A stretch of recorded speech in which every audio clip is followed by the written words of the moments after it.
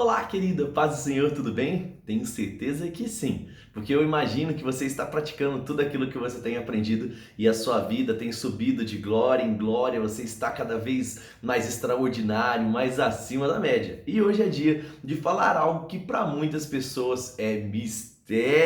Hoje nós vamos falar sobre mais um tipo de oração, nós vamos falar sobre a oração em línguas. Já aprendemos muita coisa até aqui, não é verdade? Sobre tipos de oração, sobre a métrica de oração, sobre a importância de trazer a vida de oração para o seu cotidiano. E hoje nós vamos falar sobre algo que para muitas pessoas é um mistério. Aquilo que Joel, capítulo de número 2, verso de número 28, anunciou: nos últimos dias derramarei do meu espírito sobre toda a carne. Em Atos, capítulo de número 2, nós vemos o cumprimento disso. O Espírito Santo vem com língua ali de fogo sobre os 120 que estavam aguardando. De repente, todos começam a falar em outras línguas. E aí, o que acontece? Desde então, inicia-se mais um dom, mais um presente vindo de Deus para nós que somos cristãos, a oração em línguas. Desde Atos capítulo de número 2, e aí a gente avança um pouquinho, chega no momento ali na casa de Cornélio, tá lembrado? Quando de repente Pedro vai lá e impõe as mãos sobre eles, e até os gentios agora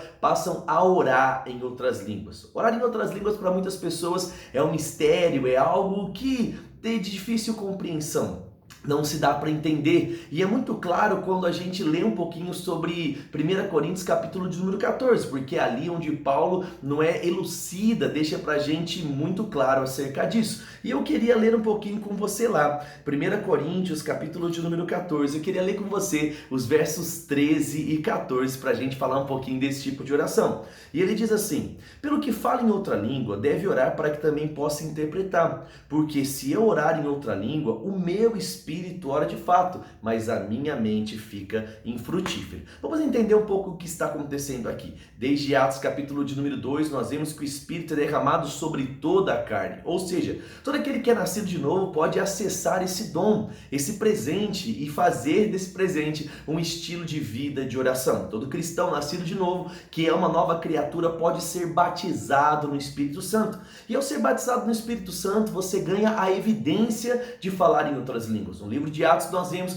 que as pessoas todas que eram batizadas, elas falavam, algumas falavam e também profetizavam. Paulo, entendendo essa prática no meio da igreja, ele escreve um capítulo todo para elucidar. E ele fala algo que eu sei que talvez já passou na sua mente essa dúvida. Porque quando nós oramos no Espírito, quando nós estamos orando em línguas, parece que a nossa mente, ela não está em concordância com isso. Parece que você está viajando na maionese, parece que a sua mente ela está vagando. E Paulo fala, quando você ora no Espírito, você ora de fato com o seu homem interior, mas pode ser que a sua mente ela fique infrutífera. E aí ele diz: uma vez que a sua mente está infrutífera e você ora com o Espírito, ore também para que você possa interpretar. Todo cristão não só pode orar em línguas, mas ele também pode interpretar aquilo que ele está orando. Quando nós falamos sobre interpretação, não estamos falando sobre tradução, porque tradução funciona mais ou menos assim: love, amor. Quando a gente olha para o inglês, aí você vai lá e fala rain, de chuva, aí você tem a palavra chuva em português.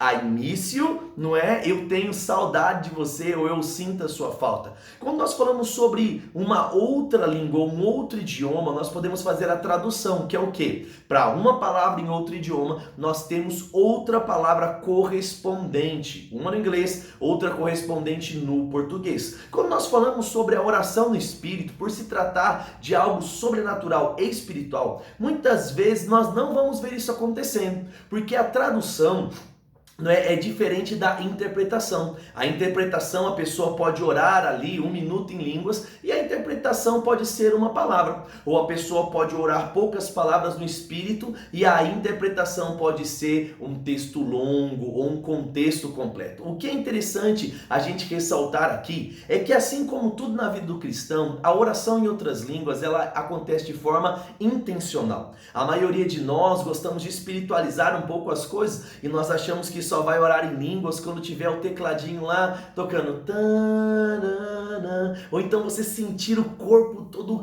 queimando fogo, ou então o vento ou o frio do Espírito. Não, gente. Assim como você agiu em fé para receber a Jesus e agora nascer de novo, você também age em fé, recebendo as coisas do Espírito e falando. Como é um dom que você recebeu, um presente que você recebeu, você ativa no momento em que você acha oportuno. Não é uma possessão. Deus não trabalha por meio de possessão, Ele concede os dons. E uma vez que Ele concede os dons, eu e você podemos ativá-los e podemos usá-los. E aqui Ele diz, não é pra gente, primeiro, que todos podem falar em outras línguas, todos também podem interpretar. A oração, assim, em línguas como as outras orações, ela deve fazer parte da nossa vida, porque uma das coisas que a oração em línguas pode trazer para nós é a edificação ou o estímulo da nossa fé. Se você pegar a sua Bíblia e ler comigo, aqui em Judas capítulo de número 20, abre de trás para frente aí que você chega mais rápido. Então Pedro, João,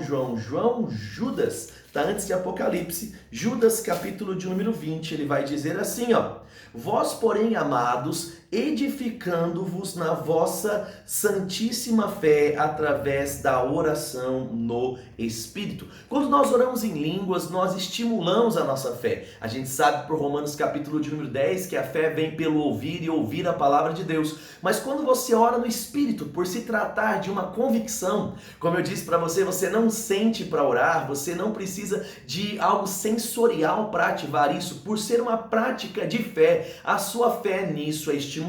Mas como tudo precisa ter um equilíbrio, eu acho de legal a gente colocar um contraponto aqui, que Paulo faz questão de mencionar em 1 Coríntios 14. Se você voltar comigo lá para 1 Coríntios 14, eu queria destacar com você o papel dessa oração no meio da igreja. Por quê? Porque quando nós falamos da oração em línguas, nós estamos falando primeiro sobre uma oração que edifica a si mesmo. Ela fortalece o seu homem interior, você ora de uma forma plena à vontade de Deus. Amém? Mas quando a gente fala sobre a oração em línguas em um ambiente de culto, muitas vezes eu percebo um equívoco. E esse equívoco ele é tão verdadeiro que Paulo faz questão de colocar aqui em 1 Coríntios 14, uma orientação sobre isso. E olha que interessante o que ele diz em 1 Coríntios 14, versículo 27 e 28. Ele diz assim: no caso de alguém falar em outras línguas, que não seja mais do que 2 ou muito 3, e isso sucessivamente, e haja entre eles intérprete. Não havendo intérprete, fique calado na igreja, falando consigo mesmo e com Deus. Olha que interessante. Quem ora em línguas, então, aqui Paulo está falando que primeiro fala consigo e com Deus. Em um ambiente público de um culto, é muito importante que haja a interpretação pública. Imagine comigo agora, o pastor está lá pregando e aí do nada ele para de pregar e ele fica lá 30 minutos orando em línguas. Ele começa orando em língua lá 30 minutos. Ele fala: eu despeço a amada igreja, né, no nome de Jesus. Pergunto para você, as pessoas que estavam nesse culto durante esses 30 minutos, elas foram edificadas? Será que elas entenderam a mensagem? É bem provável que não. Então todo esse tempo, durante esses 30 minutos, porque não houve interpretação, querido, aquele pregador, ele edificou apenas a si mesmo, o seu homem interior. É por isso que tem a tarefinha de casa, você vai ler 1 Coríntios 14, Paulo fala que ele prefere, num culto público, falar muito mais palavras normais de sabedoria humana do que orar no Espírito. Porque ele entende que quando eu oro no Espírito, quem é primeiro edificado sou eu. E quando há interpretação, isso também edifica o outro. É por isso que você precisa tomar muito cuidado. Eu já vi muitas pessoas que chegam e aí elas vão lá e põem a mão na cabeça de alguém e começam no nome de Jesus. Amém. E elas saem. Se você não trouxe a interpretação, ou se a pessoa não recebeu a interpretação daquilo que você estava falando, você simplesmente ficou edificando o seu homem interior, enquanto você impõe as mãos na cabeça daquela pessoa, mas ela não recebeu nada. Por quê? Porque ela não entendeu. Então, em meio a essa oração tão poderosa, nós estamos vendo muitos extremos, e porque existem muitos erros, muitas pessoas estão tendo medo de praticar esse tipo de oração. Mas esse tipo de oração é muito poderoso, porque a oração no Espírito é a oração que você pode estar conectado com o sobrenatural. Você pode gerar coisas. Nós costumamos, ver mesmo o irmão Reagan, eu trouxe até aqui para você esse livro, ver aqui, Línguas depois de Pentecoste. Esse livro é fantástico e você precisa ler, um dos livros mais completos. Eu indico também o livro Línguas, do Luciano Subirá, é um livro muito bom. Aqui nós vamos ver, eles falando que quem ora em línguas, ora no tempo de Deus, ora segundo a vontade de Deus. Ora pode estar rendendo graças, outrora pode estar gerando coisas no Espírito. Próprio Romanos capítulo de número 8 diz que nós não sabemos muitas vezes como orar, mas através dos gemidos inexprimíveis, o Espírito Santo ora junto conosco. Essa palavra gemidos inexprimíveis pode ser traduzido como essas línguas mesmo que nós estamos falando aqui sobre esse tipo de oração. O irmão Reagan conta que muitas vezes ele sentia um impulso para interceder sobre algo, ele não sabia sobre o que interceder. E ele estava certa vez numa churrascaria e ele vai até o banheiro e ele fica ali orando no Espírito, intercedendo, orando em línguas, até que ele recebe uma nota de tudo que precisava ser orado foi orado. E ele vai embora. No outro dia ele recebe uma notícia que naquele momento em que ele estava orando, um irmão ouviu Deus falando, Deus livrou aquela pessoa de algo muito ruim. Essa oração no Espírito é muito poderosa, porque Deus pode pegar o material daquilo que você está gerando e pode produzir coisas. Muitas vezes você pode estar ali orando no Espírito, criando algo tão forte dentro de você, uma estrutura para que você possa suportar aquilo que vai estar acontecendo. Você pode mortificar o seu homem exterior, fortalecendo o homem interior, para uma vez, guiado pelo Espírito, acertar cada vez mais. Quando a gente fala sobre a oração em línguas, nós estamos falando sobre uma das orações mais poderosas que você precisa desfrutar. É por isso que eu tenho algo para te dizer aqui. Se você não tem esse hábito, comece a ter. Assim como você ora, eu acredito que todos os dias um pouquinho em português, tire esse tempo para também orar em línguas. Se você ainda não é batizado no Espírito Santo, você pode tomar conta, receber pela fé esse dom, esse presente, aí agora mesmo na sua casa onde você está. Você simplesmente pode fechar os seus olhos e diga: Pai, eu recebo o batismo com o Espírito Santo, eu recebo a evidência, o dom, a oração em línguas agora faz parte da minha vida. E pela fé, você vai abrir os seus lábios e vai começar a deixar as línguas sair. No primeiro momento pode ser que você não entende, mas está tudo bem. Como Paulo disse, a nossa mente fica infrutífera. O próximo passo é interpretar, mas por enquanto dê vazão a esses rios que João 7 disse que iria acontecer. E eu tenho certeza que algo sobrenatural vai ser liberado sobre a sua vida. Então, como tarefa, vai para sua casa ou entra para um lugar reservado aí, começa a praticar essa oração no Espírito, orando mesmo com intensidade. Se você não é batizado no Espírito Santo, receba agora. Aí onde você está, seja cheio do Espírito, para que a dimensão de coisas maiores possam se manifestar na sua vida. Pastor, mas e aí, como é que eu posso fazer para orar? Eu tenho que só estar em casa, eu tenho que só estar na igreja? Não!